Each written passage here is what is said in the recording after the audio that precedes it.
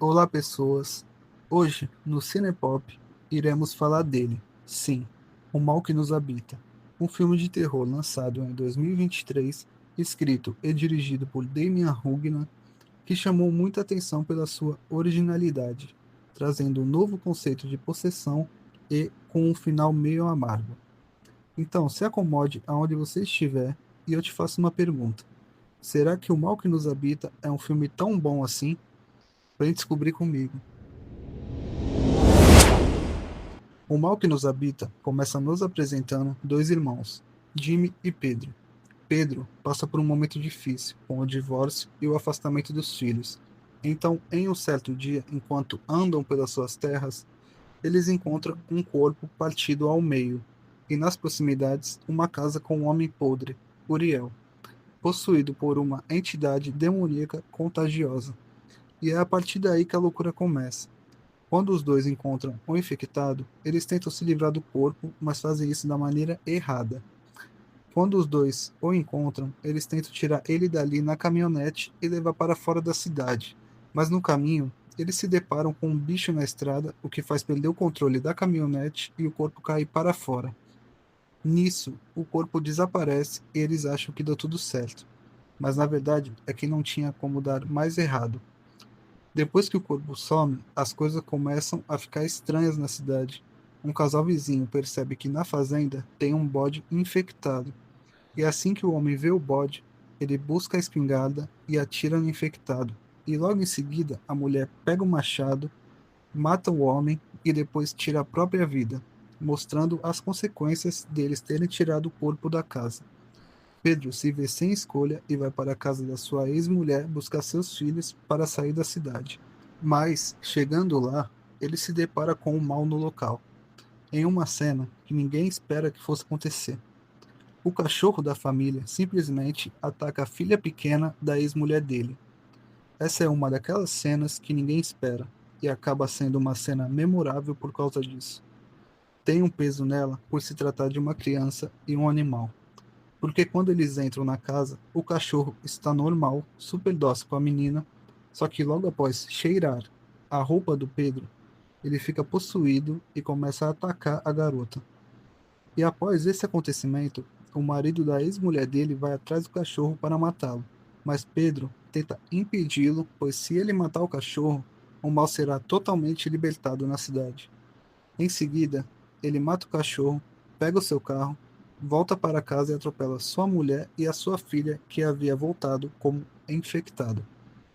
Pedro, vendo isso, pega seus dois filhos e seu irmão e vai embora dali buscar a sua mãe para sair da cidade. Mas Pedro vê que não pode sair da cidade. Ele tem que acabar com aquilo enquanto dá tempo. Então, Jimmy fala que conhece uma mulher, a Mirta, que pode ajudar eles a tentar resolver isso. Chegando na casa da tal mulher, ela diz que já passou por algo parecido e que poderia ajudar. Então Pedro e ela vão ir atrás do infectado. Mas nesse meio tempo, a ex-mulher do Pedro, que havia sido atropelada, apareceu possuída na casa e levou o filho pequeno dele. Mas agora já não tinha mais muito tempo. Então Pedro vai com a Mirta atrás do infectado para acabar com o mal, enquanto o Jimmy vai atrás da ex-mulher do seu irmão para buscar o seu filho pequeno. O Jimmy encontra a ex-mulher do seu irmão com o menino, e aqui vamos para mais uma daquelas cenas. A mulher está com a criança no colo, ela está nada mais, nada menos que comendo o rosto do menino. O irmão de Pedro, quando vê isso, não aguenta. Então ele volta com o carro e passa por cima dela. Só para constar que essa mulher já foi atropelada no começo do filme. E ela foi pela segunda vez agora. Enquanto isso, Pedro e Mirta chegam a uma escola abandonada e tudo leva a entender que o infectado estava lá. Mas eles acabam se deparando com várias crianças. As crianças estão sendo controladas pelo infectado e elas estão tentando enganar Pedro e Mirta. Enquanto isso, na casa que ficou a mãe de Pedro e o seu filho Jair, o menino começa a agir de maneira estranha. Lembrando de um detalhe importante, que o filho de Pedro, o Jair, é autista, e quando eles chegam na casa da Mirta, ela diz que ele já está infectado, mas o demônio não consegue o controle total do seu corpo pelo fato dele ser autista. Pedro e Mirta vão vasculhando a escola até que se deparam com um palco no meio da escola. Então eles desconfiam que tem algo lá. No momento em que eles começam a quebrar o palco e arrancar as madeiras do chão, as crianças começam a se juntar tudo ali na onde eles estão, dando a entender que eles acharam o corpo de Uriel. Agora eles só tinham que tirar o corpo do local. Só que Uriel é muito grande e Pedro não tinha mais forças para tirar a madeira do palco. Então ele precisava de um machado. As crianças falaram que tinha um na outra sala. Quando ele foi buscar, as crianças trancaram ele lá e atacaram a Mirta. Com a Mirta morta, Pedro se vê sem rumo, pois ele não sabia o ritual. Só ela conseguiria fazer. É nesse momento que a raiva toma conta dele e ele acaba matando Uriel. Assim, então, libertando o mal por completo. Logo em seguida, sai uma criança da casca de Uriel, anda até Pedro e marca ele na testa, dando a entender que era questão de tempo para o mal se espalhar pela cidade inteira. Então Pedro volta para a casa de Mirta para buscar o seu filho Jair. Mas chegando lá, Pedro nota que tem algo estranho. A sua mãe não estava lá, e quando ele olha para o seu filho, o menino tosse um tufo de cabelo e o colar da avó. Em um ato de desespero, Pedro queima o corpo de Jair na lareira para tentar impedir o contágio. Mas isso apenas confirma a derrota moral e a propagação do mal. O filme termina com Pedro derrotado, percebendo que não há como vencer o mal que já se tornou sistêmico e não pode ser erradicado apenas matando um hospedeiro. Na minha experiência, esse filme me surpreendeu demais.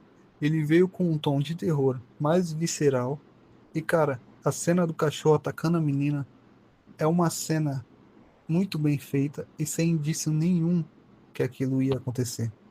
Se você falar que esperava aquilo, é mentira. Ninguém esperava. E tem o lance do filho dele não ser infectado por ser autista, que é muito bem explorado, aliás. Eles trouxeram um novo conceito para possessão e trouxeram algo muito bem feito. Esse é aquele tipo de filme que você vai esperando nada e eles conseguem te entregar tudo. Ninguém esperava que fosse esse filmaço, bem construído e com um ótimo roteiro. Esse filme é a prova que você não precisa ter um orçamento gigantesco para fazer algo bom.